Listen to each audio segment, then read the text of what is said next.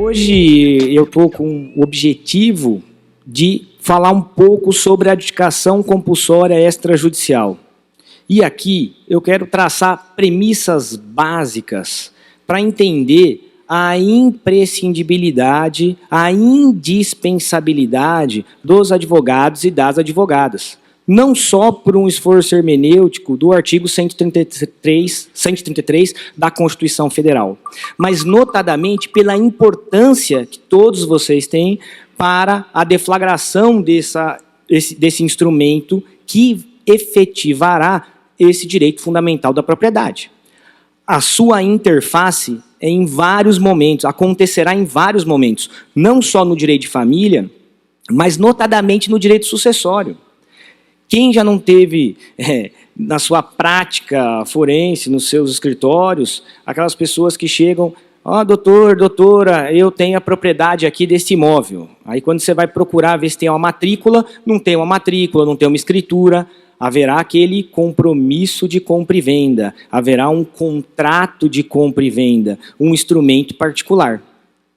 O Código Civil, notadamente no seu artigo 1417 e 1418, vai trazer ali o que seria o direito do promitente comprador.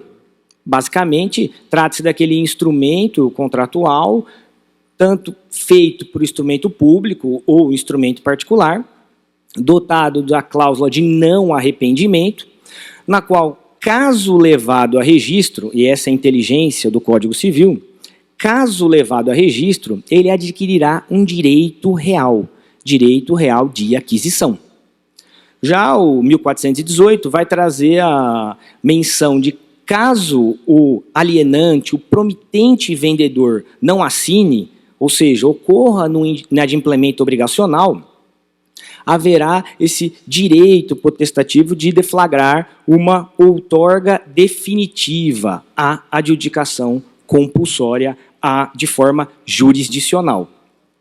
Com o passar do tempo, a súmula 239 do STJ mitigou essa registrabilidade. E aqui, um pequeno parênteses da extrafiscalidade tributária, muitos não levam o compromisso de compra e venda ao registro pela dupla incidência de TBI, o que as cortes superiores já vêm pavimentando ali, já entalhando que não há o recolhimento de ITBI nos compromissos de compra e venda, até porque a transferência da propriedade ocorre no registro. No entanto, hoje, dentro de umas noções gerais desse fenômeno de extrajudicialização, vivemos algo muito parecido em 2007, fruto da Lei 11.441 de 2007, que possibilitou a lavratura de divórcios, separações e inventários extrajudiciais. Havia naquele início, logo no começo do seu desenvolvimento legislativo, uma insegurança, tanto dos notários quanto de registradores. E hoje, mais uma vez, vivemos isso fruto inicialmente da MP 1085 e a posterior Lei 14.382.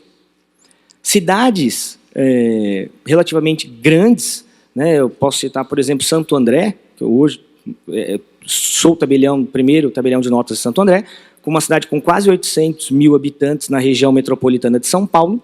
Em conversa com os registradores, não tivemos nenhuma, repito, nenhuma adjudicação compulsória extrajudicial. E aqui precisamos fazer uma reflexão, porque para que possa ter essa efetividade, há uma necessidade de uma criação jurídica entre a advocacia e o tabelião de notas por meio desse requisito que é a ata notarial. A ata notarial ela vai ter o condão de iniciar, junto com a petição, nos termos do artigo 319 no Código de Processo Civil, na qual os doutores e as doutoras vão levar e deflagrar esse procedimento registral. Sempre lembrando a facultatividade dessa extrajudicialização. É possível a judicialização caso entendam conveniente. Agora, vivemos um fenômeno de extrajudicialização que demonstra uma capacidade assertiva de acesso à justiça. Muitas vezes, na academia, nós somos flagrados falando de acesso multiportas. Essa é uma multiporta notarial e registral. e a possibilidade, dentro da indispensabilidade do advogado e da advogada, deflagrar esse procedimento. Então, de maneira objetiva, vamos traçar nesses minutos, né, e tem que ser rápido aqui, eu peço desculpa até um pouco por falar muito rápido, mas é necessário pelo tempo. Nós tivemos, pela MP 1085 de 2021, a previsão dessa extrajudicialização, muito encampado já no sucesso da uso capião administrativo, uso capião extrajudicial, a retificação diária e tantos outros procedimentos levados a esse também chamado fenômeno de desjudicialização, mas a extrajudicialização está mais ligado aí a esses servidores, lato sensu, vamos assim dizer, que são os notários e registradores, a implementar essa possibilidade de adjudicação extrajudicial, utilizando-se da estrutura já possível e pela celeridade disso aos advogados e, no fundo, à sociedade como um todo do acesso à justiça.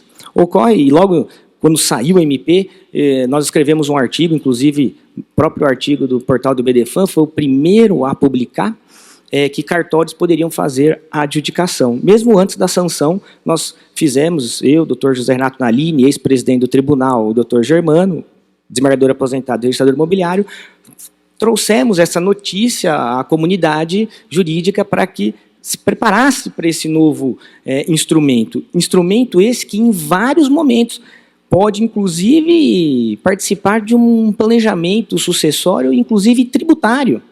É comum aparecer a pessoa que compromissou, por meio de um compromisso de compra e venda, esse prognóstico, esse desenvolvimento, esse cronograma obrigacional se desenvolveu ao longo aí de 15 anos e ninguém lavrou a escritura definitiva e nem alcançou a registrabilidade. Aí, quando vai procurar o escritório de advocacia para que possa regularizar essa situação, já é inventário de um, inventário do outro, já tem um potencial comprador, e aí o advogado e a advogada tem que mitigar todo esse desenvolvimento temporal para buscar essa acessibilidade registral e, consequentemente, quem não registra não é dono para o 1245 do Código Civil. Veio o veto e, posteriormente, a derrubada, que excluiu a ata notarial, no inciso 3, parágrafo 1º, do 213b da Lei de 6.015, Lei de Registros Públicos.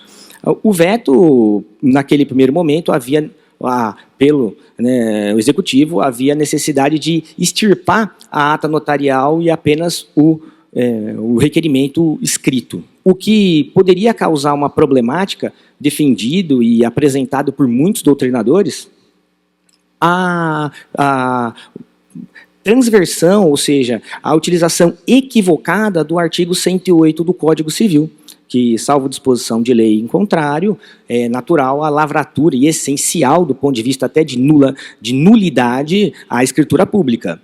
Então, tirar a ata notarial disso e não lavrar da escritura, criaria-se uma hipótese de evasão fiscal, não só de emolumentos, mas especialmente o ITBI. Veio a derrubada e voltou à previsão da ata notarial e, mais uma vez, demonstramos uma ausência de capacidade de implementação e efetivação dos direitos fundamentais. Foi deflagrada uma consulta no mês 6, no Conselho Nacional de Justiça desse ano, para entender se a lei era autoaplicável ou não, se carecia de regulamentação. E a lei, ela é clara, não haveria necessidade, inclusive foi a decisão do COLEM, do Conselho Nacional de Justiça, pela autoaplicabilidade da legislação. A título de curiosidade, no próximo slide, eu vou mostrar uma ata notarial de adjudicação compulsória que eu lavrei no mês 3, inclusive antes dessa consulta e da regulamentação federal que nós vamos chegar. Então, é necessário essa pujança, essa postura de todos os profissionais, seja no ambiente acadêmico ou seja no ambiente prático, para acessar essa efetivação de direito fundamental. Após essa consulta de autoaplicabilidade, nós tivemos a previsão das normas da Corregedoria do Estado de São Paulo, que foram pioneiras em relação a isso, mas não resolveu um problema gigantesco.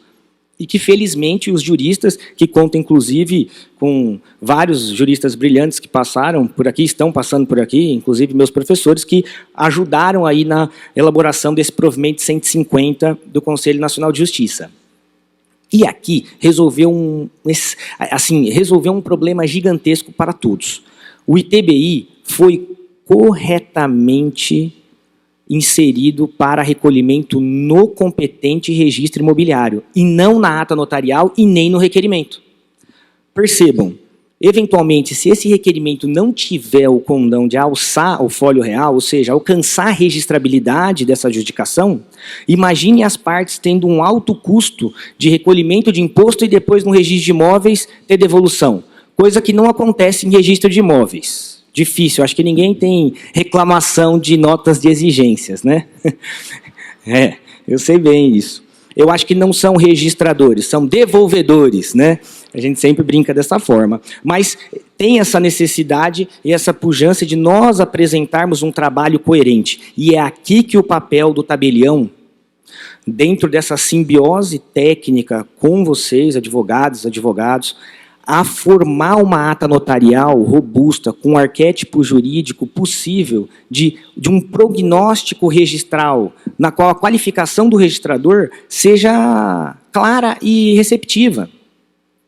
O provimento 150 entalhou, estabeleceu a questão do ITBI, e, inclusive, felizmente, esse tempo está acabando, felizmente, inseriu o princípio da complementariedade registral. Esse princípio, e vale para todos os atos notariais, inclusive cartas de sentença, alterou o artigo 175 da Lei 6.015, 176, me perdoem, parágrafo 17. Aqui há uma grande hipertrofia hermenêutica em relação ao cumprimento dos princípios registrais, especialidade objetiva, especialidade subjetiva, que muitas vezes vocês são impedidos de acessar um direito fundamental à propriedade porque tem um equívoco numa manifestação ou um equívoco numa situação objetiva documental. E aí precisa fazer uma retificação e vocês ficam naquela vai e volta e não acessa, que é o mais importante. Esse princípio permite, por meio de requerimento, a completude e a expansão do que falta nesses atos. E, felizmente, foi inserido no provimento 150 também essa previsão de complementariedade registral. Eu tratei nessa ata notarial do escapião, de a adjudicação compulsória, de incluir uma fungibilidade da usucapião. Eu já fui muito criticado por isso, alguns que inclusive passaram por aqui, como o próprio professor Flávio Tartucci e outros que eu tive a oportunidade de conversar sobre o tema, concordam com essa fungibilidade, a despeito de serem institutos completamente diferentes. Né? A adjudicação compulsória, eu estou dando cumprimento à definitividade a um contrato preliminar, e a adjudicação e a usucapião é uma modalidade de aquisição originária da propriedade. Mas pensando na acessibilidade, na economicidade e, no fundo, na perfectibilização e na efetivação de um direito fundamental, que é a propriedade, faz sentido essa economia à sociedade. Então, a fungibilidade pode sim ser, para que não tenha que fazer duas escrituras. Por último, nos meus minutos finais, eu quero só consignar alguns requisitos. Enquanto isso, eu passo para o próximo slide, para que vocês possam observar do lado esquerdo, né, a escritura pública, que foi lavrado no mês 3 desse ano, e o consequente registro, que foram poucos meses, e um dos primeiros, a qualificação e a adjudicação compulsória. Ou seja, teve uma efetivação em poucos meses de algo que a judicialização, dependendo do fórum, da vara, poderia levar meses ou até anos, o que permite e garante esse acesso. Requisitos da ata notarial, número da matrícula, transcrição, eventuais ônus ou gravames, tudo isso o tabelião vai ajudar as doutoras e os doutores a formar esse instrumento. Histórico de sessões e sucessões, de sessões em geral. Eu trago apenas uma observação, que o provimento 150, e aqui não é uma crítica, apenas uma sugestão, poderia ter ampliado um pouquinho mais o espectro das promessas. Por quê? É muito comum apresentarem contratos de compra e venda que supostamente são definitivos, e haveria uma subsunção da nulidade desse contrato, porque acima de 30 salários mínimos é essencial a escritura pública.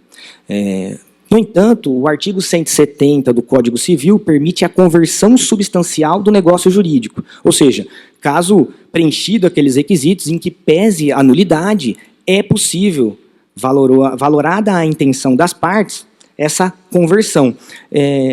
Nesse caso de adjudicação compulsória, extrajudicial, eu acho importante termos um primeiro precedente, uma primeira ata notarial, um primeiro registro que enfrente uma hipótese de conversão substancial administrativa desse negócio jurídico, sempre encampado numa segurança, em duas qualificações de delegatários de serviço público, né, o tabelião de notas, o registrador imobiliário e, sem sombra de dúvida, o advogado que vai estar ali amparando e fomentando o ato.